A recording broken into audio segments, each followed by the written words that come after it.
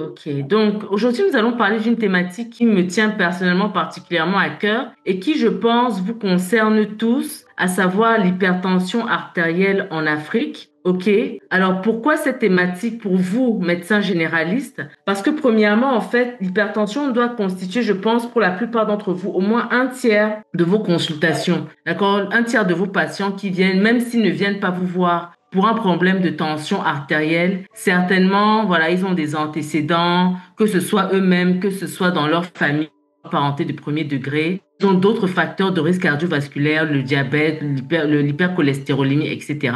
Et donc, il est important de nous intéresser à cette problématique. Alors, c'est vrai que la vidéo que j'ai faite plutôt, où je disais qu'il y a 1 milliard de décès, c'était un lapsus. Il y a 1 milliard d'hypertendus dans le monde. OK? Mais il y a plus de 8, enfin entre 8 à 10 millions de décès par an. Et les deux tiers à peu près sont en Afrique. Voilà, donc vraiment, c'est une thématique qui nous intéresse parce que c'est une maladie qui est galopante sous nos tropiques, auquel du fait du changement déjà de l'hygiène de vie, voilà, nos grands-parents ne vivaient pas, ne mangeaient pas comme nous, d'accord, la sédentarité, tous ces facteurs que vous connaissez, et aussi du fait que les sujets noirs ont un phénotype particulier. Et nous allons en parler brièvement dans cette présentation. Alors, pour ceux qui sont encore en train de s'inscrire, ok, je me représente une fois de plus. Je suis docteur Audrey Moncam, épouse Noton. Je suis cardiologue, adulte et pédiatrique, médecin du travail. Quand j'ai été formée donc à l'université Cheikh Anta Diop de Dakar et avec mécénat chirurgie cardiaque à Paris pour tout ce qui est cardio-pédiatrie, ok. Et je suis coach certifié en nutrition tropicale et j'ai fait aussi un d'hypertension à Strasbourg et je me suis spécialisée dans la prise en charge aussi de l'apnée du sommeil, dont les indications, on en voit de plus en plus, notamment justement chez les patients hypertendus. Alors actuellement, je suis promotrice de mon cabinet médical, donc le cabinet médical Vainqueur. On ne fait pas que de la cardio, on fait tout ce qui est autour de tout ce qui est métabolique, tout simplement. Métaux, néphro, neuro, on fait même de la kiné, la psycho, de la nutrition, bien sûr. Voilà, j'ai peut-être oublié quelques spécialités. Et j'ai longtemps travaillé dans le public avant de m'installer en clientèle privée. J'étais à la Quintini, pour ceux qui connaissent, pour ceux qui sont à Douala. Et ensuite, j'étais à l'hôpital gynéco-obstétrique où j'ai été chef de service pendant la période de pandémie. OK? Et je suis entre autres médecin référent à la FECAFOOT et je suis auteur d'un livre. Voilà, donc les quelques photos que vous voyez, ce sont les quelques formations que j'ai eu à faire. Je suis souvent sollicitée par l'industrie pharmaceutique pour faire des formations post-universitaires, des EPU, voilà, auprès non seulement des médecins généralistes que vous êtes, mais aussi auprès des infirmiers dans tout ce qui est hypertension artérielle. Alors, nous allons parler de ce sujet en 5 points. D'abord, nous allons introduire, ok, planter vraiment le décor, citer 7 erreurs que les meilleurs médecins, et je préciserai, les meilleurs médecins non cardiologues continue de faire dans la prise en charge de l'hypertension artérielle en Afrique et aussi l'importance de recycler ses connaissances et comment véritablement nous pouvons transformer notre quotidien professionnel justement en recyclant nos connaissances et comment est-ce que la solution que moi je vous propose tout simplement. Alors je propose que les questions viennent à la fin, ok, donc n'hésitez pas à les noter au fil de l'eau et je me ferai un plaisir, même en cours, peut-être je vais faire une pause à un moment donné pour ceux qui ont des questions, vraiment sentez-vous libre, ok, de poser toutes les questions que vous voulez. Alors, nous ne le dirons jamais assez, l'hypertension, c'est la première cause de mortalité dans le monde, 30% de motifs de consultation en Afrique, et vous êtes les soldats de première ligne, ok? C'est généralement vers vous que les patients vont d'abord, et malheureusement, nous, les spécialistes, nous voyons souvent les patients quand ils sont déjà à des stades de complications, quand c'est déjà avancé. Donc, idéalement, pour nos patients, ce serait bien qu'ils aient le maximum de prise en charge, c'est-à-dire on leur donne le maximum du mieux de ce qu'on a, de ce qu'on connaît, pour que justement leur pathologie n'évolue pas jusqu'aux complications. Alors, ce sont des chiffres que j'ai déjà cités et cela est étonnant parce que quand on se rend compte qu'il y a de plus en plus de médecins qui sont formés et de cardiologues aussi, mais cette maladie ne fait qu'augmenter dans un contexte où généralement nos politiques de santé ne s'intéressent pas suffisamment aux maladies cardiovasculaires, aux maladies non transmissibles notamment, dans un contexte où la médecine traditionnelle est le premier recours. Très souvent, les gens vont d'abord voir le médecin traditionnel, et surtout qu'il y a toute une, j'allais dire quoi, toute une philosophie du retour aux sources, n'est-ce pas, de revenir l'africanisme en fait, qui n'est pas mauvais en soi, je ne suis pas contre, mais je crois qu'il faut équilibrer les choses dans un contexte où la plupart de nos médecins, cardiologues, des spécialistes sont dans les grandes villes. OK?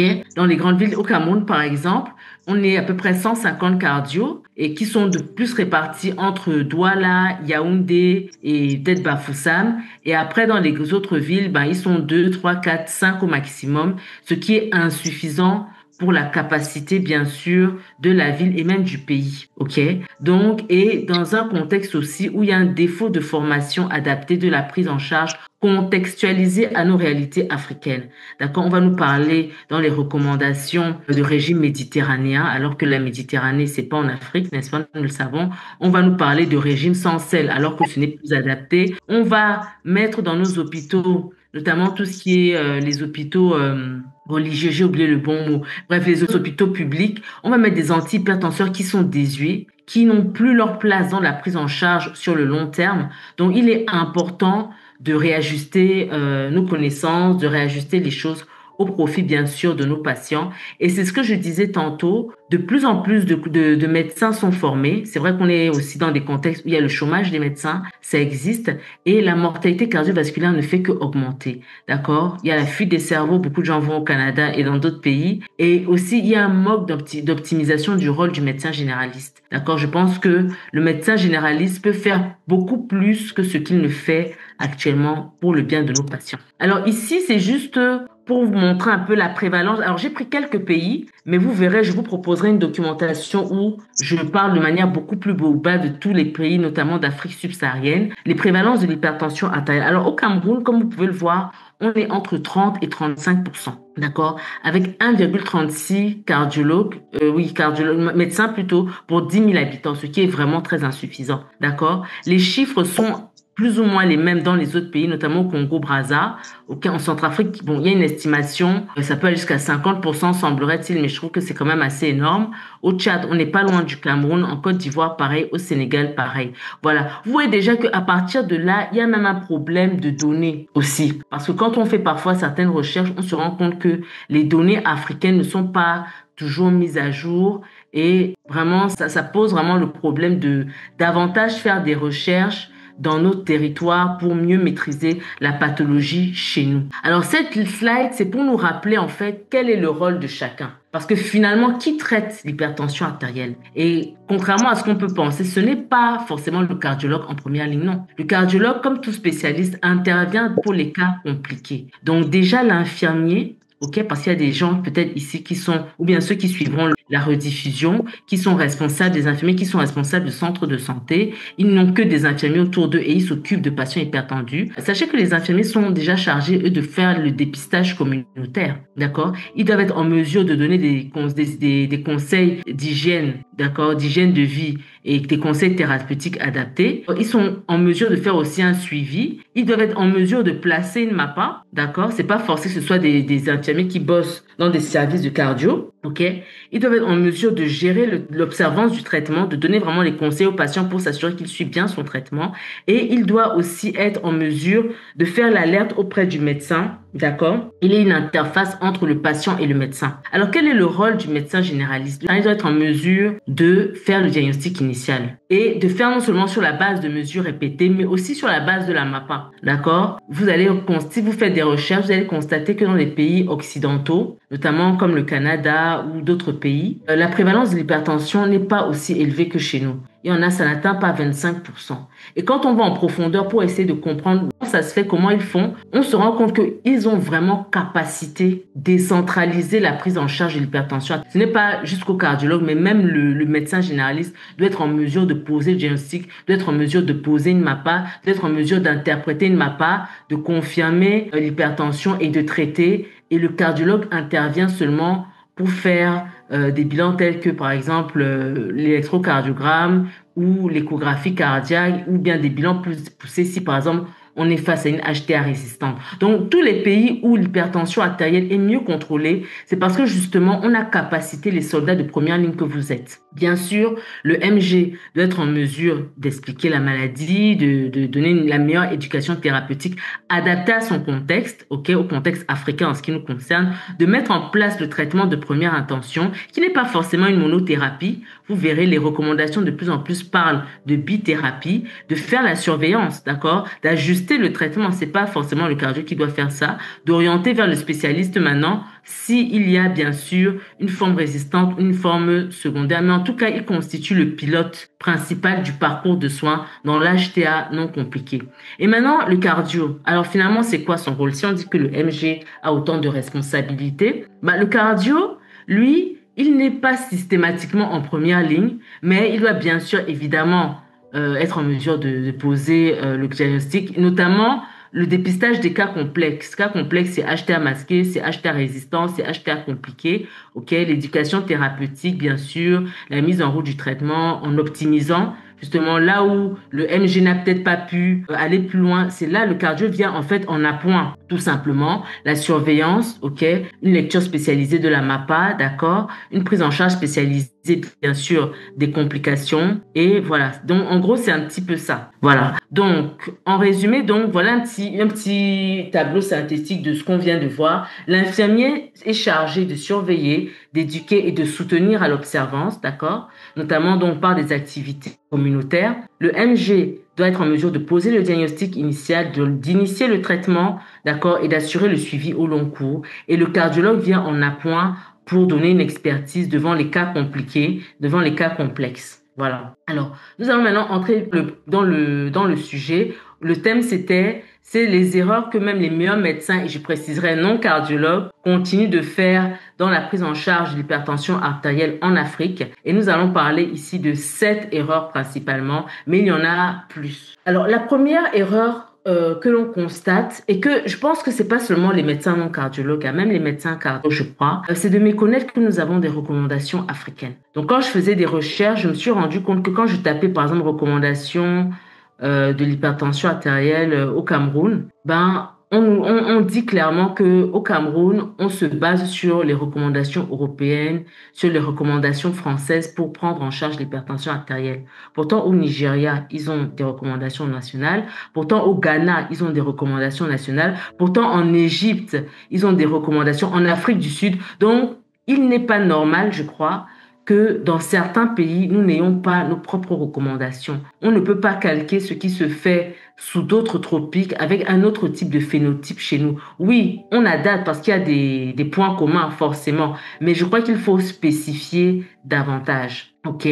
Parce que le sujet noir, il a un phénotype particulier. Il est beaucoup plus sensible au sel. Donc, du coup, c'est pourquoi les diurétiques marchent davantage chez les sujets noirs et la monothérapie à base d'IEC est moins efficace. J'ai bien dit monothérapie à base d'IEC, j'ai pas dit bithérapie. Et les médicaments tels que les inhibiteurs calciques sont beaucoup plus adaptés. Donc c'est pourquoi vous allez voir que l'association inhibiteur calcique et diurétique marche très bien chez le sujet noir. Ok?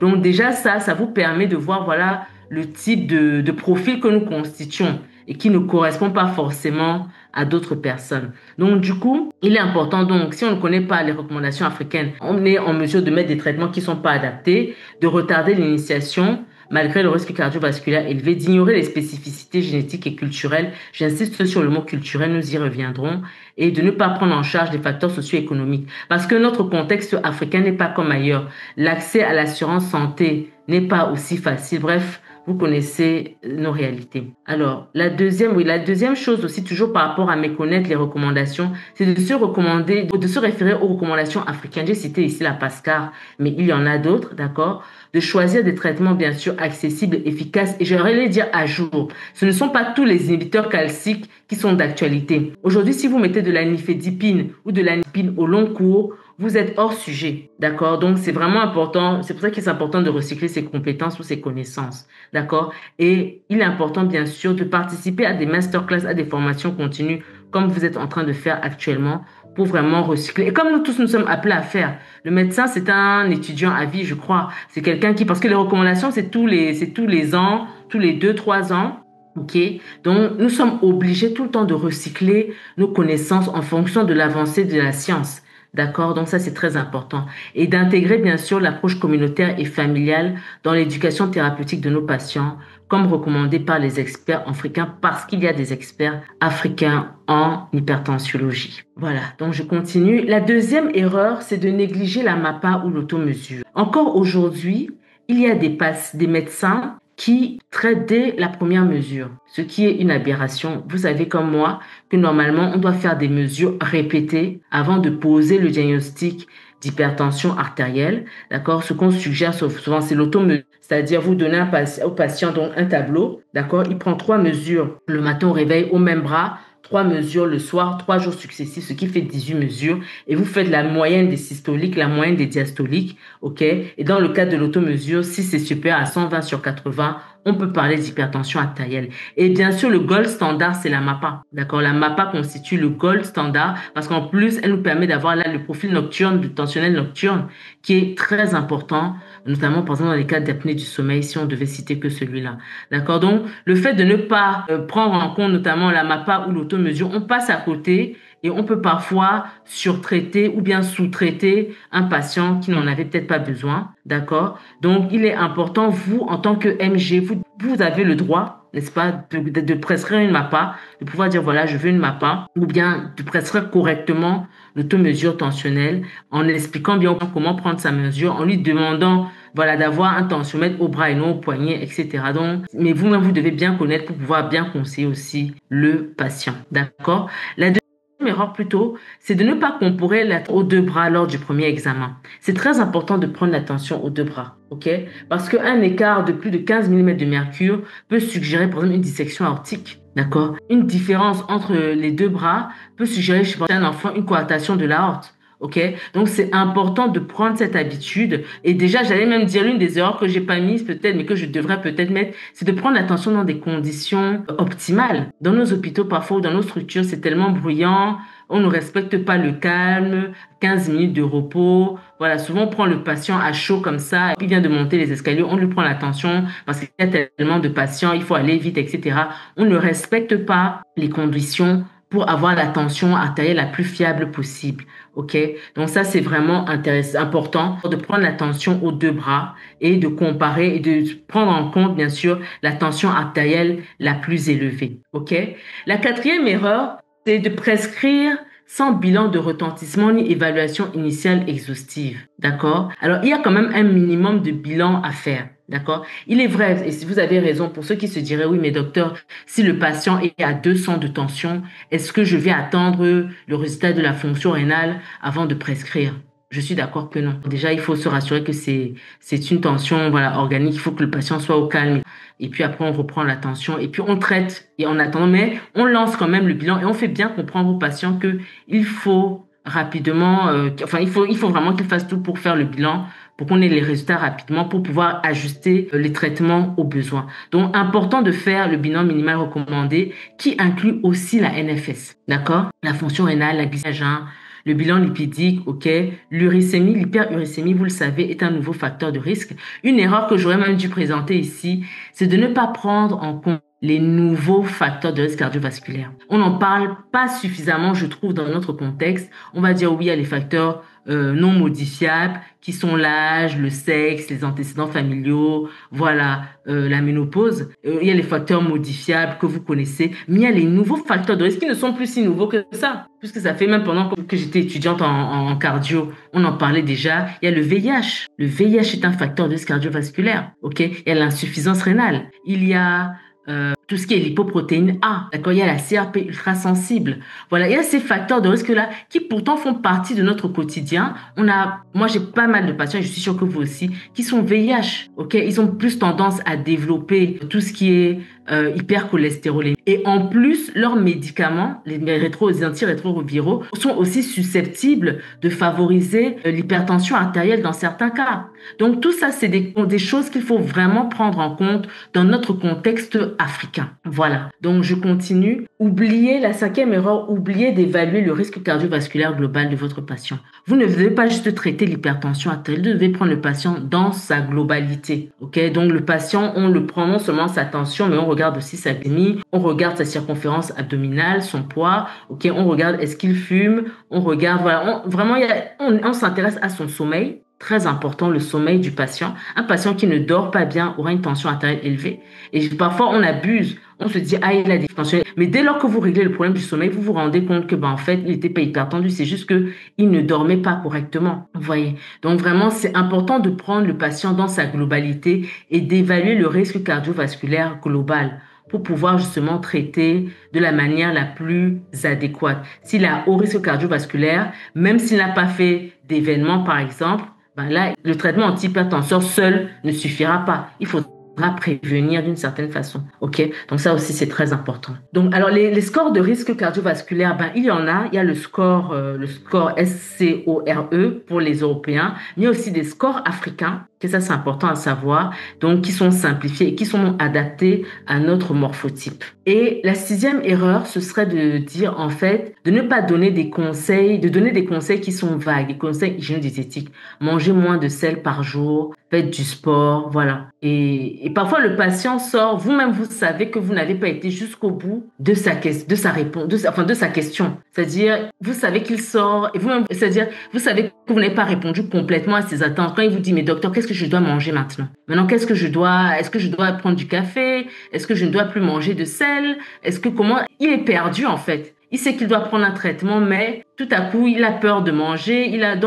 Ça crée plutôt une hantise, un stress chez lui. Parce que justement, parfois, nous ne maîtrisons pas nous-mêmes exactement qu'est-ce que ça veut dire, le régime le régime DASH là en Afrique, qu'est-ce que ça signifie concrètement? D'accord? Quels sont les équivalents européens que l'on peut adapter ou bien les équivalents africains de ce régime DASH là chez nous? On dit consommer de l'huile d'olive. L'huile d'olive, ne fait pas partie de notre culture africaine. En Afrique du Nord, oui, mais en Afrique noire, non. Donc, comment adapter cela? Quelles sont les huiles, par exemple, que l'on peut conseiller aux patients hypertendus? Quel type d'huile il peut prendre? Comment cuisiner? Le type de cuisson, etc. Alors, à cette question, je me souviens, le premier webinaire qu'on a fait il y a un mois pratiquement, il y a un médecin qui a posé une question pertinente. Il a dit, mais docteur, je pense que chacun doit être dans son rôle, ok?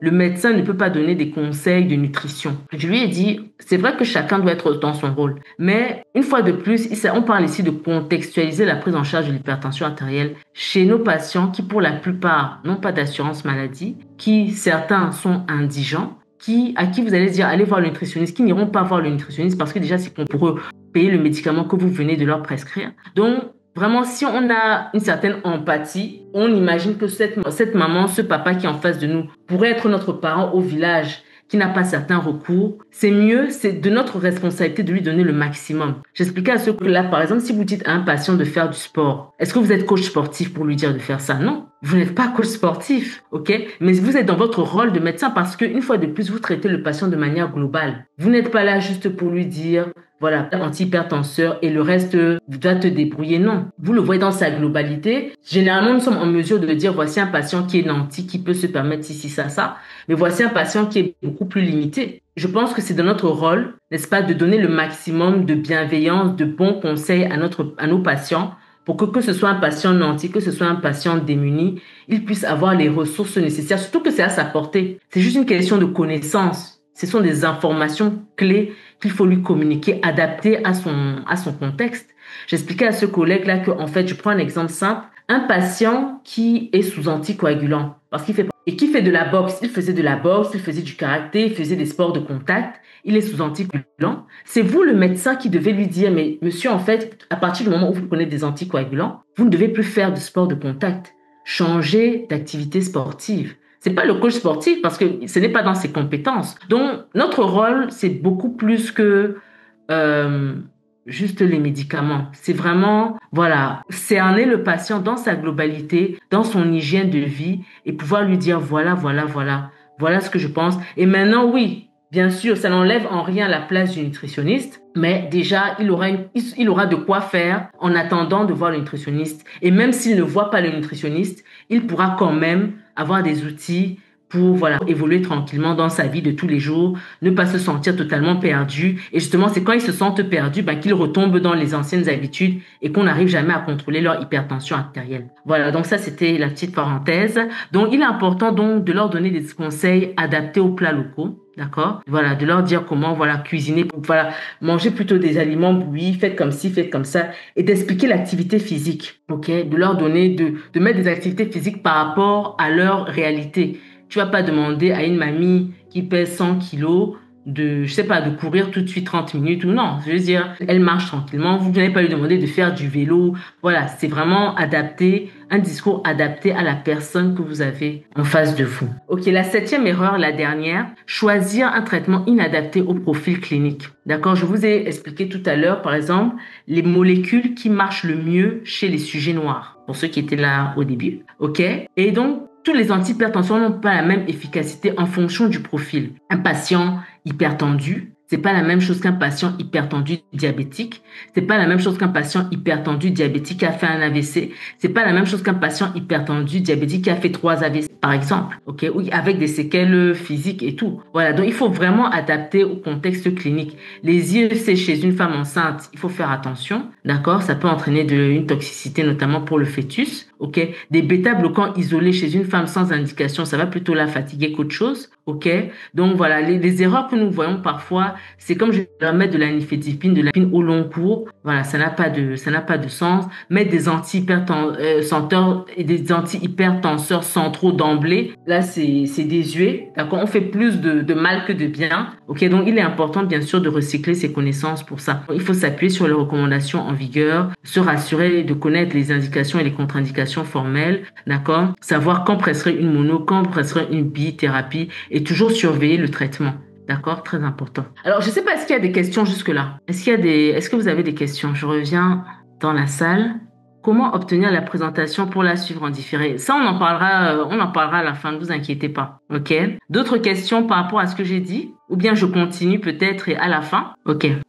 Attendez. Ok, désolé, excusez-moi. Donc, je reviens ici. Tac. Voilà, donc on continue. On continue ici. Voilà. Alors, comment corriger ces erreurs et éviter ces pièges? Voilà. La formation continue, tout simplement. D'accord? Donc, vous avez choisi la bonne part en étant ici en cette fin d'après-midi. La formation continue. Alors, que se passe-t-il si vous ne recyclez pas vos compétences? Je pense que vous avez déjà une petite idée, mais nous allons détailler davantage. Déjà, sur le plan personnel, vous perdez confiance en vous-même et vous n'êtes pas satisfait. Vous sentez qu'il y a un manque. D'accord? Ça, c'est vous vis-à-vis de vous-même et c'est dès que vous vous devez à vous-même. Vous n'êtes pas suffisamment serein, vous doutez de vous-même et vous diminuez en crédibilité, non seulement envers vous, mais auprès de vos collègues. D'accord? Et je pense qu'il n'y a rien de tel que d'être épanoui dans l'exercice de sa fonction. Il n'y a rien de tel. Nous faisons un métier tellement beau. Je sais pas pour vous, mais moi, j'aime la médecine. J'aime ce que je fais. Je suis motivée tous les jours à me lever et aller,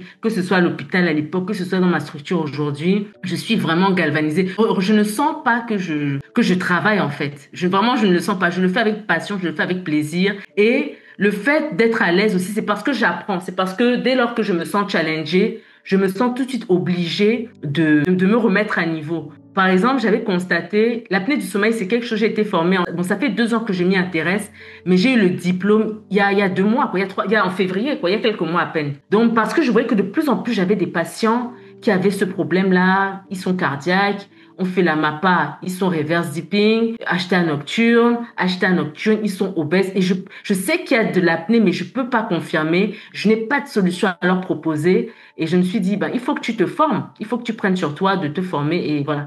Et depuis lors qu'on a fait ça, de plus en plus, on voit des cas et de plus en plus, on résout des problèmes. On est vraiment là pour résoudre des problèmes. Donc, on n'est pas là pour subir la médecine. On est là vraiment pour faire les choses et de donner des compétences actualisées. C'est une responsabilité que nous avons vis-à-vis de nous-mêmes et vis-à-vis des personnes qui nous font confiance, tout simplement. Alors, sur le plan professionnel, si vous ne recyclez pas vos connaissances, vous allez perdre en autorité et vous allez manquer des opportunités. Vraiment, vous allez manquer des opportunités. Donc, vraiment, il faut continuer. Pourquoi ne pas être, même si vous êtes des MG, des médecins experts, des médecins référents en hypertension, par exemple. Ça existe. Je sais que dans des zones comme le Tchad et tout, être avec des ONG, il n'y a pas de cardio, mais ce médecin, on sait que voilà, il a une tendance HTA. C'est celui-là vers qui on peut confier des patients hypertendus et on sait qu'on aura de bons résultats, par exemple. Donc, même si vous n'êtes pas des spécialistes, vous pouvez, voilà, vous former pour pouvoir avoir les compétences pour répondre aux besoins de base du milieu dans lequel vous vous trouvez, tout simplement. Donc, vous n'êtes pas juste des simples prescripteurs, mais vous êtes des acteurs vraiment clés de la décision médicale et ça se voit par les résultats que vous manifestez. D'accord? Et non seulement ça, donc le fait de perdre des opportunités, ben, c'est de perdre de la valeur perçue et de perdre des revenus indirects. D'accord? Un médecin généraliste qui maîtrise la MAPA, ça peut être très intéressant. Un médecin généraliste qui est capable de reconnaître des ECG d'urgence, ça peut être très intéressant. Maintenant, certains vont se dire, oui, mais il y a les spécialistes qui sont en place et tout et tout. Moi, c'est pas faux, mais je crois que dans certains endroits, dans certains contextes où le spécialiste n'est pas là, il faut que le MG puisse reconnaître, par exemple, un ECG d'infarctus du myocarde. Il faut qu'un MG puisse reconnaître un ECG de fibrillation atriale. Le patient ne va pas traverser des kilomètres et des kilomètres avec l'état de nos routes, le temps que ça prend pour finalement, au bout de son voyage, faire un AVC parce qu'il sera, ou bien un AVC embolique parce qu'il sera resté longtemps assis et tout. Alors que vous, si vous aviez reconnu cela, vous aurez tout de suite anticoagulé le patient. Ou bien s'il y a comment on appelle, un système de télémédecine où on peut référer, montrer rapidement le CG au spécialiste le plus proche, ainsi de suite. Donc vraiment, je pense qu'en vous formant, quelle que soit la formation, que ce soit dans tout ce qui est HTA ou autre, vraiment, ce sont des revenus indirects. Il y a toujours une récompense à cela. Donc, c'est important vraiment de vous former. OK? Donc, voilà. Et c'est l'occasion vraiment d'investir. Investissez sur vous-même et vous ne serez jamais, jamais défaillant. Voilà. Et enfin, je pense que c'est la dernière chose par rapport à ne pas recycler, c'est que vos connaissances. C'est une perte déjà pour vos patients, bien sûr. Mais ils ne le sauront pas. C'est nous, entre nous médecins, qui savons que, ce collègue ou moi, ou même moi-même, j'aurais pu faire ci, j'aurais dû faire ça, j'aurais dû aller jusqu'au bout, j'aurais pu demander telle info, ou bien si j'avais suivi telle compétence ou telle connaissance ou telle formation, j'aurais pu initier ça le temps que le patient aille dans tel hôpital. C'est ça, en fait. Donc, vraiment, ce sont nos patients qui perdent. Ils le perdent au prix, pas juste en termes d'argent ou de confort, ils le payent au prix de leur vie. Et donc, ce sont des décès qui étaient évitables, qui se produisent. Et c'est de ça vraiment qu'il s'agit. C'est vraiment de prendre conscience que notre responsabilité va très loin. C'est pas comme le banquier, bon, la personne va perdre de l'argent, bon, ça peut être des montants très importants, ou bien, voilà. Non, c'est vraiment, c'est de la vie, c'est de la santé, c'est de la plus grande richesse des gens qu'il s'agit. Ils nous confient ce qu'ils ont de plus cher, en fait, même s'ils ne s'en rendent pas toujours compte. OK? Donc, c'est pour ça qu'il est important de nous former et de pouvoir voir les signes d'urgence dans les pathologies fréquentes. L'AVC chez nous aujourd'hui, c'est fréquent, par exemple. La crise cardiaque, si on fait attention, on va se rendre compte que c'est de plus en plus fréquent. On dit bien de plus en plus, parce qu'avant, on passait à côté des signes. Maintenant, comme de plus en plus, l'ECG est devenu, entre guillemets, démocratisé, et ben voilà, on voit de plus en plus de tout ce qu'on appelle cardiopathie ischémique. Sur le plan de la santé publique, bien sûr, on perd le contrôle sur une pandémie silencieuse. Ça, c'est clair. Je veux dire, il y a des pandémies qui font du bruit comme Covid-19, mais il y a des pandémies silencieuses comme l'hypertension artérielle, d'accord, qui font des ravages, qui ont même fait plus de ravages que ce soit le diabète aussi. Par exemple, toutes ces maladies chroniques-là font beaucoup plus de ravages que ces infections ponctuelles. OK?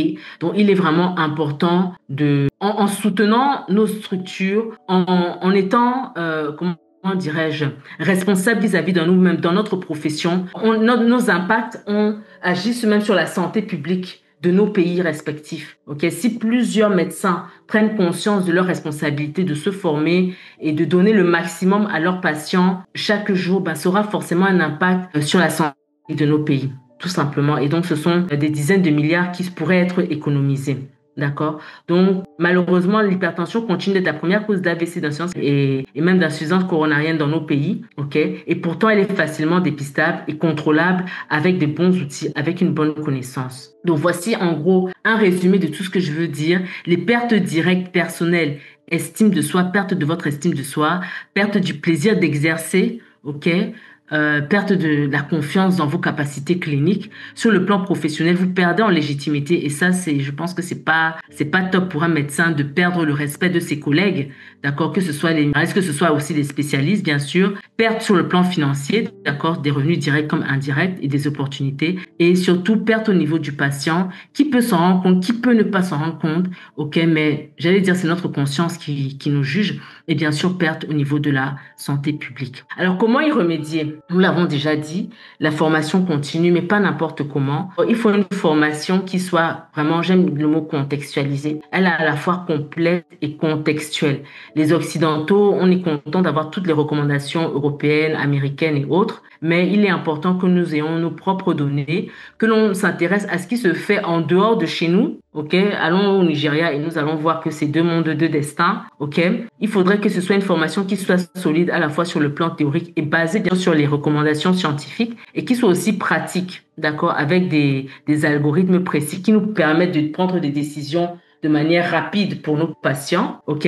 Il faut optimiser nos consultations, c'est ce que j'essaye de vous dire, c'est-à-dire vraiment le patient puisse sortir avec le maximum d'infos concernant sa situation, ok? Et bien sûr, on peut le référer vers des personnes acquis de droit, mais que déjà à notre niveau, on ait pu combler le maximum de gaps possibles, d'accord? Et bien sûr, adapter à notre réalité nutritionnelle, très important, ok? Parce que nous avons la faune et la flore la plus riche au monde et il est dommage qu'on dise à un patient mangez moins de sel alors que il y a tellement plus de choses à dire. Aujourd'hui, on ne dit plus juste au patient mangez moins de sel. On va lui dire mangez moins de sel, arrêtez le cube magie, mangez plus de potassium. Et dans nos feuilles, je pense que partout en Afrique, il y a le sac, par exemple au Congo, Brazza, il y a le ndolé chez nous. Chacun a ses feuilles, même au Sénégal, ils ont des feuilles, tout ça. Donc, il y a tellement de potassium dans ces feuilles-là. Mais encore faut-il savoir pouvoir dire au patient, voilà tel aliment qu'il faut prendre, voilà, par exemple, la patate douce, c'est beaucoup mieux que la pomme de terre, etc., etc.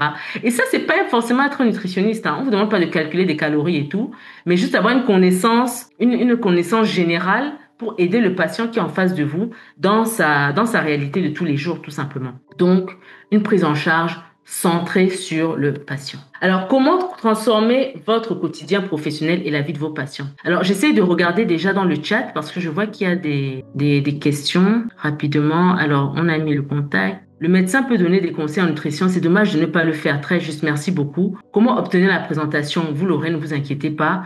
Pouvez-nous envoyer le slide 21? Merci. Et OK, on reviendra. Merci, docteur, pour votre présentation. Que faire lorsqu'on retrouve des patients financièrement diminués qui ont des chiffres tensionnels élevés et ne peuvent pas faire des bilans initiaux? Alors, moi, vous savez, moi, j'ai un discours que j'aime souvent donner aux patients. Par exemple, je vais prendre un exemple. Récemment, j'ai eu une maman, c'était même cette semaine. Elle a fait un AVC et sa famille ne s'est même pas rendu compte qu'elle avait fait un AVC. OK? Et elle est venue avec sa fille. Et sa fille, bon, c'est au cours de ma consultation qu'ils comprennent qu'elle a fait un AVC. Et d'emblée, sa fille, le réflexe que vous tous vous voyez partout dans vos salles de consultation, docteur, vraiment, on n'a pas l'argent, c'est trop cher, vraiment. Je n'ai même pas parlé d'argent, je n'ai même pas encore commencé à dire quels examens il faut faire, mais déjà, elle est bloquée. J'ai fait sortir la maman qui était souffrante et j'ai dit à sa fille, vous savez, madame, votre maman vient de faire a fait un AVC, d'accord? Et on rend grâce que depuis 1 mois qu'elle a fait un AVC, elle n'a pas de séquelles, elle marche, mais son cerveau a été éprouvé et son cerveau a des séquelles de cela. Si, et je touche du bois que ça n'arrive pas, mais si elle était décédée de cet AVC et qu'on avait dit il faut 5 millions pour les obsèques, les 5 millions seraient sortis. Donc pourquoi est-ce qu'on va se battre pour enterrer quelqu'un, mais quand il faut la maintenir à vie, on discute pour, je sais pas, 75 000 francs de scanner cérébral dans un hôpital public, par exemple. C'est aberrant. Donc, en fait, tout est une question de communication. Et je vais en parler tout à l'heure. Il faut savoir, en fait, présenter les arguments. Vous savez, j'aime beaucoup le développement personnel. Et dans le développement personnel, on nous apprend qu'on est tous des vendeurs, en fait.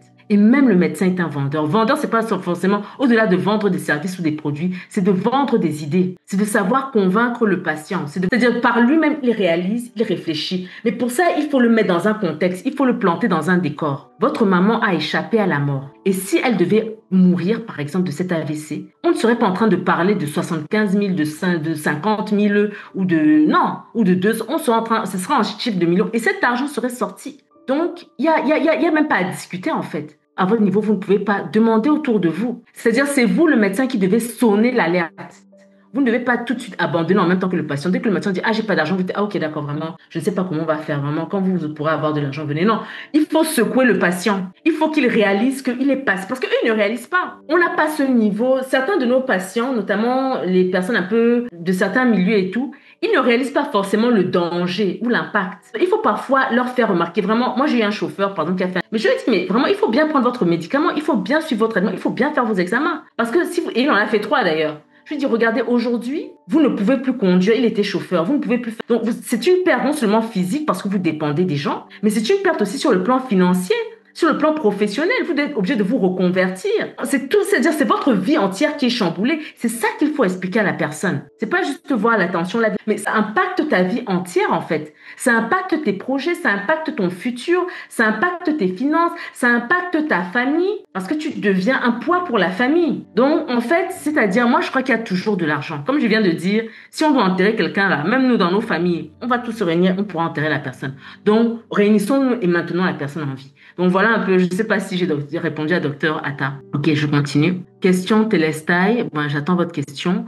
On veut le certificat de participation SVP, on en parlera. Et si financièrement le patient ne peut pas se procurer des inhibiteurs classiques de l'heure? Alors de l'heure, ça veut dire quoi? Pour user, de l'heure, ça veut dire quoi? Pour moi, il y a les inhibiteurs classiques de l'heure sont accessibles. L'inhibiteur classique le plus accessible, le plus présent, c'est l'amlodipine. C'est tout. Mais si vous avez encore de la nifedipine dans vos pharmacies, de la nicardipine, ce sont des médicaments d'urgence en injectable. Mais ça n'a plus sa place dans la prise en charge long cours. Je suis désolée. Donc, s'il ne peut pas avoir de la nifedipine dans votre pharmacie, dans votre hôpital de district, dans votre hôpital du coin, il va en pharmacie dehors, il va en chercher. Mais qu'il ait le bon médicament pour sa situation. Voilà. Docteur Léonie, y a-t-il la possibilité de faire des ateliers d'éducation thérapeutique dans le contexte camerounais? Absolument. Mais bien sûr, ça, c'est des choses qui peuvent absolument se faire, bien sûr. Je pense que la prise en charge devrait tenir compte de notre contexte en Afrique. Absolument d'accord. Donc ça, c'était les remarques. Gardez le reste pour la suite. On va encore bien discuter à la fin. Je continue. OK. Alors maintenant, comment transformer votre quotidien professionnel et la vie, bien sûr, de vos patients en conséquence? Alors, j'espère que j'ai l'impression que ça bug un peu. Excusez-moi, je reviens. Très bien. Alors, comment transformer, voilà, la vie de vos patients? Il faut vous former. Je vais essayer de diminuer ça sans faire de gaffe. Voilà. Il faut vous former. On l'a déjà dit. Maintenant, on se forme comment? Ça se passe comment en fait? Vous n'êtes pas obligé de devenir cardio. Il y a ce qu'on appelle des DU en hypertensiologie, ok, qui sont ouverts pas seulement aux cardiologues, hein, même même au MG et tout, d'accord? Il y a des livres sur l'hypertension artérielle pour ceux qui se disent, bon, j'ai pas forcément envie de faire une formation de 2 ans et tout et tout.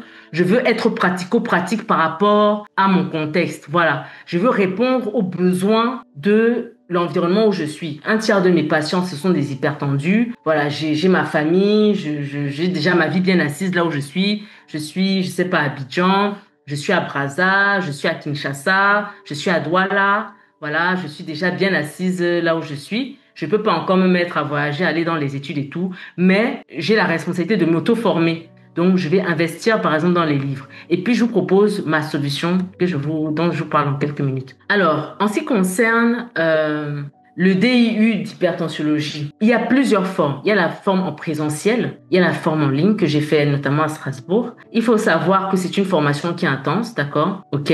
Et après le suivi des cours, il faut rédiger un mémoire, d'accord? Donc, les coûts, ça peut prendre entre 700 à 1 million de francs CFA. Et pour ceux qui veulent voyager, aller sur place pour faire, il faut aussi tenir de la vie, le loyer, le manger et tout. Et là, je vous ai donné des DU en Europe, en France en particulier, d'accord? Voilà. Donc, il faut compter à peu près 1 an, d'accord, d'enseignement pour cela. Voilà. Et toutes les démarches administratives de visa que vous connaissez. Voilà. Donc, c'est un peu ça. Pour ceux qui ont encore la force de faire de longues études ou de mobiliser du temps hors de la maison, hors de la famille. Alors, les livres, il y en a. Il y a vraiment beaucoup de bons livres aussi. Voilà quelques livres que je vous propose ici, dont l'hypertension artérielle, pratique clinique, d'accord? Le guide de l'hypertension artérielle et puis le KB, que j'aime beaucoup, qui est pas seulement l'hypertension artérielle, mais la cardio en général, d'accord? Et voilà, ça c'est dans le top 5 des meilleurs livres pour MG, bon rapport qualité-prix. Donc, on est entre 25 et 30 000 francs CFA. OK? Donc, voilà un peu ce qu'on peut et qu'on trouve facilement. Alors, quel est l'inconvénient de ces deux possibilités que je viens de vous présenter? Comme on a dit tout à l'heure, la formation que nous voulons avoir, c'est une formation qui est non seulement complète, qui est concrète. Et pour ça, il n'y a pas de problème puisque nous avons des cas tous les jours devant nous. On a toutes sortes de cas d'hypertension avec toutes sortes de profils différents dans un contexte africain, ok? Mais le problème, en fait, c'est que nous avons besoin d'une formation adaptée à l'Afrique, d'accord? Avec nos réalités africaines, avec notre réalité nutritionnelle. Et cette exigence-là n'est pas soutenue par les méthodes que je vous ai proposées. On va évoquer vite fait, voilà, on va vous dire que l'Afrique est à haut risque cardiovasculaire. Mais on ne va pas rentrer en profondeur. On ne va jamais vous parler de recommandations africaines sur la prise en charge de l'hypertension artérielle, par exemple. D'accord? Et je pense que jusqu'à maintenant, il n'y a pas de livre en tant que tel qui va en profondeur dans les recommandations africaines, contextualisées et tout. Et ça, c'est vraiment dommage. Donc, c'est vraiment important de faire cela. Alors, moi, ma solution, ce que je vous propose, c'est vraiment une transformation professionnelle. C'est-à-dire de devenir pas juste passif vis-à-vis ou impuissant vis-à-vis du patient hypertendu, parce que c'est de ça qu'on parle ici. Là, j'étais en Afrique, ok? Mais d'être quelqu'un qui a des armes nécessaires avec un guide facile à aborder pour traiter les patients hypertendus avec confiance en évitant les pièges sur la base d'algorithmes de recommandation vraiment très clairs, ok? Et ce sera l'occasion ensemble de créer une communauté de praticiens où nous allons échanger justement au niveau de cette thématique, où vous pourrez me poser des questions, on pourra vraiment échanger sur les cas que vous avez, d'accord, pour pouvoir vraiment améliorer ensemble, hein, parce que comme je vous ai dit, moi je suis une étudiante à vie, je n'ai aucun problème à le dire, j'apprends tous les jours, pas seulement en médecine, dans plein de choses. Et voilà, et je pense qu'il faut avoir ce mindset-là. Donc, on apprendra les uns des autres, les cas que vous allez me donner. Parfois, peut-être, je pourrais pas vous répondre tout de suite, je vais aussi aller chercher, etc. Mais toujours est-il que, voilà, on se challenge pour le bien de nos patients africains. Et donc, la solution que je vous propose, en fait, c'est non seulement un livre. C'est un livre que j'ai écrit, d'accord? C'est un guide de terrain basé sur mon expérience. J'ai quand même 15 ans d'expérience quand même en cardio et sur la prise en charge des patients hypertendus, d'accord? Un contenu rigoureux, clair, facile à mettre en place, d'accord? Donc le but c'est pas de rentrer dans on n'est pas à la fac, ok? On n'est pas en train on est pratique. Moi je suis quelqu'un d'extrêmement pragmatique, vraiment pragmatique. On va droit au but. On est là pour résoudre des problèmes, de trouver des solutions et de traiter nos patients, voilà, de manière contextualisée avec des scores de risque africains sur la base de recommandations adaptées. D'accord? Et donc, ce livre-là, c'est celui-là. Mieux soigner l'hypertension artérielle en Afrique. Nous en sommes ici à la 2e édition. OK? J'avais fait une première édition. Désolée, j'ai tout gâté. Voilà. Et donc, vraiment, c'est de ça qu'il s'agit. Et donc, ce livre, en fait, ça va vous donner ce qu'il faut faire même sans cardiologue. Parce que peut-être certains d'entre vous, vous êtes dans des zones reculées où voilà, le cardio du coin est dans l'autre ville et tout, ou bien le cardio du coin est difficilement accessible.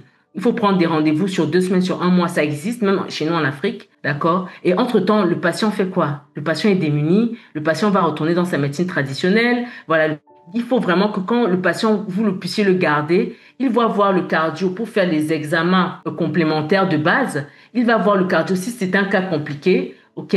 Mais ensuite, il revient et vous faites le suivi sur le long terme, comme je vous ai montré au début de cette présentation. Il y aura des bonus notamment sur l'initiation à la MAPA, très important. Moi, je fais partie de ceux-là qui estiment que le médecin généraliste doit être en mesure d'interpréter, de lire une MAPA. Parce que je vous assure, quand je me suis intéressée sur ce qui se fait dans d'autres pays, c'est-à-dire ceux qui ont vraiment libéré la MAPA est accessible à beaucoup de médecins, on recrute plus facilement les patients, on les dépiste beaucoup plus tôt, on les traite beaucoup plus tôt et du coup, ils vivent beaucoup plus longtemps. Et ça diminue la prévalence de l'hypertension dans nos pays, donc c'est vraiment logique. Les bonus, ce sera quand référer chez le cardiologue. On verra ça en détail. Là, je vous ai cité 7 erreurs à éviter ou 7 pièges à éviter. Là, dans le livre, on parle de 20 erreurs. Ce sont les bonus en plus de tout ce qu'on dit. Les conseils nutritionnels dont on a tant parlé, on en parle en détail dans le livre avec des spécificités en fonction des pays. Donc, j'ai voulu que tout le monde se retrouve là-dedans, que ce soit le Congolais, le Sénégalais, que ce soit l'Ivoirien, que ce soit le Camerounais, que ce soit voilà le Malien, etc. D'accord? Bien sûr, on parle vraiment de manière claire des recommandations africaines. D'accord? Vraiment, le but, c'est de mettre en exergue l'Afrique parce que les Africains font des travaux, mais malheureusement, ce n'est pas encore suffisamment connu. Les gens ne s'y intéressent pas encore avec des algorithmes vraiment précis, des astuces pour améliorer l'adhésion thérapeutique. Très important. Voilà, c'est l'une des questions que posait tout à l'heure, je crois que c'est Dr Jude qui demandait en fait si on a des patients qui n'arrivent pas à payer les bilans. Ça fait partie de l'adhésion thérapeutique puisque les bilans aident à améliorer le traitement. Comment le patient qui était habitué à aller voir le praticien depuis des années dans la famille, comment en fait, tout en respectant sa culture, parce qu'il ne s'agit pas de mépriser qui que ce soit, tout en respectant sa culture, de pouvoir l'amener aussi, n'est-ce pas, essayer la solution que vous avez à lui proposer, comment mieux communiquer avec le patient, parce que c'est de ça qu'il s'agit, et plein d'autres surprises que je ne vais pas tout citer ici. La psychologie des patients chez nous, d'accord, très important, vu notre contexte parfois difficile. Donc tout ça, ce sont des choses à prendre en compte. Alors, le prix normal, c'est 20 000, d'accord, 30 euros, 49 dollars canadiens pour les personnes qui se sont inscrites au webinaire et qui sont du Canada ou de l'Europe. OK? Le prix normal, donc, c'est 20 000. Mais pour vous qui avez participé au webinaire et même pour tous ceux qui s'intéressent à cela, pendant les 2 semaines qui suivent jusqu'au 8 août, on fait 43% de réduction. C'est-à-dire, on passe de 20 000 à 11 500 et ce jusqu'au vendredi 8 août. D'accord? Donc, voilà, c'est quand même 43% de réduction. Je pense que c'est pas mal du tout. C'est très accessible. D'accord? À partir d'aujourd'hui jusqu'au vendredi 8 août. OK? Et bien sûr, il faudra prévoir les frais de transport, n'est-ce pas, pour ceux qui sont pas à Douala ou enfin que ce soit à l'international. D'accord? Mais le prix de base, vraiment le prix du livre, c'est 11 500 pendant les 2 prochaines semaines. D'accord? Et pour ceux qui sont à Douala, je me ferai un plaisir de vous accueillir, de vous rencontrer ou qui seraient de passage à Douala aussi. Ça, ce sera le vendredi 8 août, donc le dernier jour de la promo, à 16 heures à mon cabinet. Voilà, pour une séance de dédicace. Donc, ce sera l'occasion de vous rencontrer, d'échanger, de parler ensemble, n'est-ce pas? Et vraiment de faire un partage d'expérience aussi autour d'un petit verre, d'un petit quelque chose. Donc, ce serait avec plaisir pour ceux qui sont à Douala. D'accord? Bon, pour les autres, on se verra en ligne et peut-être qu'on se verra à des congrès dans vos différents pays parce que je bouge quand même souvent en Afrique. D'accord? Et voilà, voilà. Donc, il s'agit d'une transformation à moins de 20 000 francs. Donc, je trouve ça intéressant, à 11 500 très exactement. Et il s'agit vraiment d'asseoir vraiment vos compétences dans la prise en charge de l'hypertension artérielle, que vous ayez vraiment un petit guide à côté de vous. Alors, je ne vous l'ai même pas montré, mais le voici. OK? Voilà. Il est là. Il est déjà tout prêt. OK? Je remercie au passage, alors, 4 médecins, j'ai écrit leur nom. Il y a Dr Ntep, il y a Dr Kwemi, il y a Dr Ngo Mananga et il y a Dr Julie. OK, je vous remercie vraiment d'avoir acheté ce livre parce et d'autres personnes encore qui l'ont commandé, d'accord? Mais elles particulièrement, elles ont été les toutes premières à l'acheter alors qu'il n'était même pas encore, il n'était pas encore sorti. Vraiment, merci beaucoup d'avoir fait cela, d'accord? Donc, elles auront forcément cette semaine ou bien si elles veulent nous rejoindre le 8 août aussi au cabinet, ce sera avec plaisir. Voilà, voilà. Donc, voici les modalités de paiement. Un seul numéro à composer. Plus 237 pour ceux qui sont au Cameroun, 695 91 45 11, donc Orange Money Cameroun comme Orange Money Afrique, d'accord, c'est possible. Les transferts internationaux aussi, c'est possible, hein, mais là, vous nous écrirez en inbox pour nous dire éventuellement, voilà, si vous voulez faire des Western Union, des RIA, tout ça, là, on en parle tranquillement. Voilà, merci beaucoup pour d'avoir suivi la présentation. J'espère que vous avez des questions. Je me ferai un plaisir de vous répondre. Alors, pour ceux qui ne nous connaissent pas, nous sommes sur les réseaux, Facebook, Insta, LinkedIn, YouTube. Là, c'est le QR code de notre site internet. Voilà. Donc, voilà. Je suis maintenant là pour vous servir. Je suis à votre écoute. Voilà. Donc, voici le livre. Comme je disais tantôt, il est fin prêt. Voilà, voilà.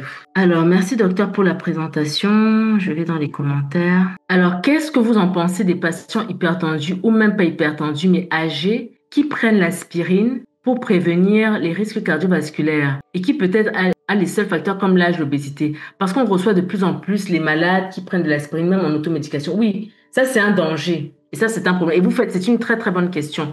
On ne prend pas de l'aspirine. Et si vous voyez ce type de patient, vous arrêtez leur aspirine. L'aspirine se prend idéalement quand le patient est à haut risque cardiovasculaire. Et pour savoir s'il est à haut risque cardiovasculaire, il faut faire évaluer le risque cardiovasculaire, comme on vient de dire là. Il faut faire l'évaluation du risque cardiovasculaire global, OK?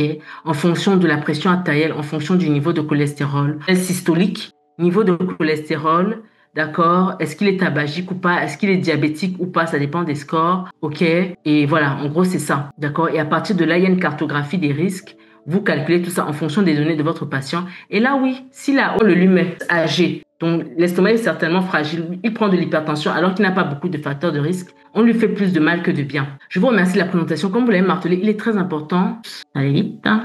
Il est très important que la prise en charge de l'hypertension, oui, absolument, absolument, il faut qu'elle soit contextualisée. Alors, je suis résident en médecine de famille, j'ai beaucoup apprécié la présentation, je voudrais en profiter, faire profiter de qui nous sommes. Est-il possible de prendre contact et de présenter dans notre forum? Oui, prenez contact, vous avez vu le numéro de téléphone, de toutes les façons, Je pense qu'on l'a affiché dans les commentaires. On va échanger avec vous par WhatsApp avec le numéro 695, le numéro qui vous a contacté, même par mail, le mail qui vous a rappelé ce webinaire, ok? Donc, mais vraiment, je vous conseille d'avoir le livre, tout simplement. C'est beaucoup plus facile, d'accord, voilà, pour davantage comprendre en fait tous les contours de la problématique et vraiment que vous soyez médecin généraliste, que vous soyez médecin de famille, que vous soyez étudiant en médecine, que vous soyez résident en cardiologie, parce que au-delà même de parler du côté pratique, on revient sur les fondamentaux, mais de manière concise et précise. C'est-à-dire le but c'est pas de vous gaver sur le barreau réflexe ou voilà, mais vraiment on est là pour aller droit au but avec les notions essentielles à comprendre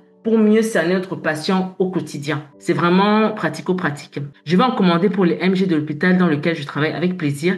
Est-ce que vous pouvez nous recommander aussi les marques de MAPA? Bien sûr que nous pouvons commander pour ce qui se trouve au Cameroun là, comme ça fait max 4 mois. Ok, il n'y a pas de problème. Moi, j'ai une MAPA. Je l'utilise depuis que j'ai ouvert le cabinet. Ça fait 5 ans. Voilà, donc vraiment, ça fait un bon bout de temps. Voilà, donc il y a des marques en effet qui sont plus fiables que d'autres. Donc ce serait avec plaisir. N'hésitez pas, docteur Dikoumé, à prendre contact avec nous le 695 91 45 11. Est-ce que vous avez d'autres questions? Est-ce que vous avez d'autres remarques éventuellement? Vraiment, sentez-vous libre. En tout cas, je suis très honorée de la participation de chacun d'entre vous. Je sais que c'est pas évident. Le dimanche soir, on a envie d'être tranquille, pépère et tout. Mais vous avez vraiment pris de votre temps pour cet échange et ça montre que... Alors, moi, j'ai des questions pour vous, par contre. J'ai des questions pour vous. Peut-être que j'ai envie de vous écouter aussi, que ce soit beaucoup plus spontané. Docteur, je voudrais suggérer aux personnes, ils peuvent tout simplement lever la main et activer le micro et poser la question. Ça sera beaucoup plus intéressant. Oui, très bien. Ok, oui, ça c'est vrai. Alors, pourriez-vous organiser dans un hôpital public une formation sur les MAPA? Alors, déjà, dans le bouquin, il y a une initiation vraiment intéressante qui va déjà vous donner les rudiments de base, d'accord? Et ensuite, maintenant, comme je vous ai dit, là, c'est la première prise de contact et ce ne sera pas la dernière. Donc, on va garder le contact pour davantage aller en profondeur. Ok, mais déjà, le livre va vous aider énormément en ce qui concerne les MAPA. Vous êtes situé en clientèle où? Alors, je suis à Bonapriso, pas loin de l'école américaine. Merci, merci. Alors, moi, voilà, la question que j'ai pour vous, à peu près à quel pourcentage vous avez de patients hypertendus? C'est quoi? C'est 50% de vos patients sont hypertendus, ou bien c'est 30%, ou bien c'est 10%? À quel point cette pathologie est présente dans votre quotidien professionnel? Qui veut se lancer? Ou bien vous n'avez pas de patients hypertendus, vous vraiment, vous n'avez aucun patient, vous n'avez que du palu et de la fièvre typhoïde. Oui, Téléstai, je vous écoute. Vous pouvez ouvrir votre micro, hein. 30 à 40% de la scène. Ouais, c'est ça. C'est les chiffres. OK. Quelqu'un d'autre? Oui, docteur Téléstai. C'est Téléstai. Oui. Oui, Alors, on ne vous entend pas bien, doc. OK. là, c'est mieux. Oui, là, c'est beaucoup mieux. Oui, on vous écoute. Alors, oui, on parlait de 1%, de 46% pratiquement. Oui, c'est des gros chiffres. Hein, oui. Oui, d'accord. Un patient qui avait été signalé dans des chiffres tensionnels. Quand il arrivait chez nous, il était pratiquement 3 avec une tension pratiquement à 230 sur 30 mm de mercure au bras droit, au bras gauche, sensiblement la même chose. D'accord, d'accord. Wow. Et il venait avec des céphalées. Et puis, on le met sous protocole Loxin, ce qu'on a habituellement à disposition. 4 ampoules dans 250 cc de sérum glucosé à 5%. On avait commencé à laisser couler à 30 gouttes. Et puis, le lendemain, il était pratiquement autour de 170 sur 100 pratiquement millimètres de mercure à droite. Et à gauche, sensiblement la même chose également. On avait continué. Cependant, avec les moyens qu'il avait, on a prescrit le bilan HTA. Oui. On a commencé déjà, puisqu'il avait signalé que c'est des chiffres qui avaient été signalés depuis 5 ans auparavant. On avait demandé un bilan renal également qui avait révélé un débit de filtration normal, plutôt normal. Et dans la soirée, à peu près, il était revenu pratiquement autour de 140 par là, sur 90. Okay. On avait décidé de faire le relais. Mais cependant, puisqu'il y a l'entrée, il signalait un flou visuel Ça persistait quand même. Et je me demandais, docteur Bola, est-ce qu'il y avait quelque chose d'autre qu'on pouvait faire en dehors de demander le bilan HTA? Alors, il déclare un flou visuel. Vous avez dit, il a eu un flou visuel, c'est ça? Oui. Et après, ça a évolué comment ce flou visuel-là? Ça a persisté. On était obligé de demander un examen du fond d'œil. Et Oui, malheureusement, exactement. Oui, c'est ça en fait. Le fond d'œil n'a jamais fait aussi partie du bilan minimal de l'OMS. Donc, je pense qu'en fait, ce sont les bilans qui vont déterminer la suite de la prise en charge. En fonction, vous avez déjà cité comment le débit de glomérular est normal. Bref, tout le reste était normal. Le fond d'œil va nous aider parce que peut-être qu'il a une rétinopathie hypertensive dans tous les cas. OK? Donc c'est un peu ça. Et aussi, l'évolution des chiffres est plutôt correcte parce que le but, c'est pas de baisser les chiffres de manière brutale dans ces cas-là, n'est-ce pas? Sinon, on peut plutôt créer une ischémie. Donc, c'est d'y aller vraiment mollo mollo. Voilà. Donc, mais c'est un patient justement, c'est ce type de patient-là. Il faut qu'il comprenne que il est vraiment à risque. Et ça, c'est le langage. Quitte à y mettre du drama s'il le faut. Parce que nos patients-là, ils sont récalcitrants. S'il voit qu'il a le loyer à payer, il doit emmener les enfants à l'école, c'est la rentrée bientôt, il va préférer mettre, du moment qu'il arrive à marcher, vraiment, il va pas se casser la tête. Il faut qu'il comprenne vraiment que il est, voilà, c'est ça, c'est un drama, mais bien sûr, faut pas non plus exagérer. Mais c'est pour son bien, en fait. Voilà. Donc, je crois que c'est un patient qu'il faut encourager à aller jusqu'au bout des investigations. C'est un patient qu'il faut encourager à aller jusqu'au bout des investigations. Merci, docteur Tetele. Je vais aller avec docteur Junda, oui. D'accord, merci, docteur. Docteur Junda, oui, on vous écoute? Oui, bonsoir, docteur. Je ne sais pas si vous m'entendez. Très bien. Voilà, merci en tout cas, docteur Moncam, pour votre présentation. Donc, moi, je suis médecin interniste. Je travaille aussi au Cameroun et en France. Et je m'occupe, souvent, on fait des campagnes de sensibilisation et on se rend compte que même dans les zones défavorisées, certains patients sont hypertendus. Et classiquement, quand on fait un dépistage comme ça dans la population générale, les chiffres que moi je retrouve, c'est environ de 30%. Et ces patients, la majeure partie ont une consommation éthylique très élevée. Surtout aussi tabagique. Et il ne s'agit pas toujours d'un problème de moyens pour qu'ils se soignent, parce qu'après, quand on leur dit, vous pouvez acheter une boîte d'amlodipine à 5 000 francs CFA, et quand on fait un calcul, on leur dit, mais réduisez, au lieu de boire les 3-4 bières par jour, essayez de réduire, on se rend compte plutôt que beaucoup ne se soignent pas pour un manque de moyens, même dans le village, parce que moi, je campagne à l'ouest, et on se rend compte qu'ils ne se soignent pas parce que, justement, ils estiment que ils ne sentent surtout pas des symptômes. Dans la majeure partie, on dit, on n'a pas de symptômes, donc le fameux silent killer. Donc, ils n'ont pas de symptômes, on trouve des tensions à 20, et après, les patients ne se soignent pas. Donc, il y a cette difficulté de faire une éducation thérapeutique pour leur expliquer que l'hypertension après peut donner des complications après sévères. Eux, ils ne le voient pas forcément, mais comme vous disiez dans la présentation, beaucoup commencent à entendre parler d'AVC et de personnes qui sont tombées, qui ont eu des soucis. Donc, cette sensibilisation sur l'hypertension artérielle se fait parce que, autour de nous, les personnes même dans des zones reculées voient qu'il y a des décès brutaux et comprennent que c'est probablement en rapport avec des AVC, des problèmes cardiologiques. Donc, je pense que cette éducation thérapeutique globale de masse est en train d'être faite, mais ça prend pas du temps. Donc, pour ce qui est donc dans le screening, je crois, sur la population générale.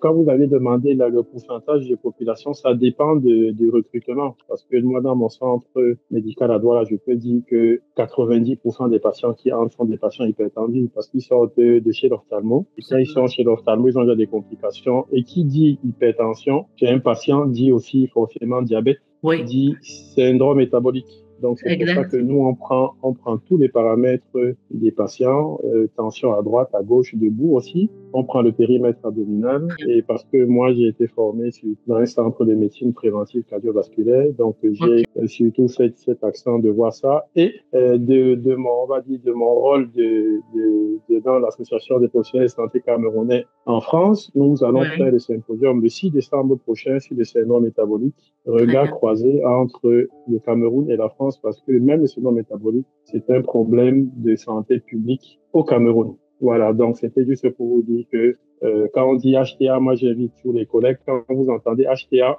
attention au diabète, quand vous voyez diabète, attention à l'HTA. Parce qu'on a malheureusement beaucoup de diabétologues qui voient des patients et le patient va en consultation et le médecin diabétologue n'a jamais pris l'attention alors que c'est des cousins qui sont fréquemment associés et l'hypertension, c'est pour ça qu'il faut faire des glycémies. Donc, on sensibilise surtout nos confrères pour ce type de choses. Et moi, je vais finir. L'hypertension artérielle est une des questions que moi je pose aux médecins généralistes que je sélectionne. Donc, il y en a plusieurs qui ont passé les sélections du cabinet et moi, je leur pose toujours la question, est-ce qu'ils ont vu les recommandations de 2016, particulièrement de l'HAS, qui donne il y a beaucoup qui ne savent pas déjà ce que c'est que l'HAS. Ils sont déjà diplômés depuis de nombreuses années. Ils n'ont jamais vu des recommandations d'hypertension artérielle, dont droite-gauche, 5 minutes de repos, ils ne savent pas. Donc, ils ne savent pas qu'est-ce que c'est que l'AMP ou bien qu'est-ce que c'est que la MAPA. Il y a quelque chose à faire, non seulement après, au niveau des EPU, mais il y a du boulot aussi pendant la formation parce que j'estime que quand même, on va parler d'hypertension, on ne sait pas si on mesure à gauche ou à droite. C'est un peu compliqué. Donc, c'est pour ça que notre but, notre rôle serait de continuer à sensibiliser les confrères sur les diagnostics de l'hypertension déjà, parce que ça aussi c'est important, soit pendant la formation, que en faisant des EPI. Voilà, c'était juste pour donner ma modeste contribution. Merci beaucoup, Dr Junda. Vraiment, c'est une contribution qui pèse tout son poids. Vous avez souligné beaucoup de problèmes clés que l'on voit souvent avec les jeunes confrères. Je voulais pas aborder sous cet angle-là, mais je suis contente que un aîné en parle ici. Et vraiment, c'est important. Déjà, la problématique, comme vous avez dit, des patients asymptomatiques, il y en a beaucoup chez nous qui ont des tensions HTA grade 3 et qui ne ressentent rien du tout. Et du coup, chez eux, en effet, la décision thérapeutique est difficile. Mais aussi le problème de la formation des confrères. Et c'est pour ça qu'on fait ça, justement pour réunir le maximum et ensemble vraiment parce que c'est ensemble qu'on peut bouger les lignes en fait et c'est vous vraiment les MG, les soldats de première ligne. Donc vraiment, merci encore Dr Njunda. Est-ce qu'il y a quelqu'un d'autre encore pour une intervention avant qu'on ne clôture le live? Une dernière, quelqu'un peut-être hors du Cameroun, du Congo ou d'ailleurs, je sais pas, pour nous donner ou de la RDC, je sais pas, sauf si vous êtes déjà parti. Ok, bon. S'il n'y a pas d'intervention supplémentaire, vraiment, je tiens à vous remercier tous pour votre présence une fois de plus à ce live. Et j'espère que c'est la suite, c'est le début d'une nouvelle aventure tous ensemble, tout simplement. Alors, un dernier message, je sais pas si c'est... Oui, docteur Coco, vous pouvez ouvrir votre micro si vous voulez parler. Bon, s'il n'y a pas de réaction, il n'y a pas de souci. Ok, dans tous les cas, vous avez nos contacts. Ce webinaire sera retranscrit pour toutes les personnes qui se sont inscrites. Vous avez notre contact. Pour ceux qui sont prêts à commander le livre, sachez qu'il est déjà prêt. Pour ceux qui sont prêts pour qu'on se rencontre physiquement à Douala, vendredi 8 août, ce sera avec un grand plaisir. Et en attendant, vraiment, n'hésitez pas à nous écrire si vous avez d'autres questions supplémentaires qui vous viennent au cours de la semaine et les jours qui suivent. Bonne semaine à tous. Merci.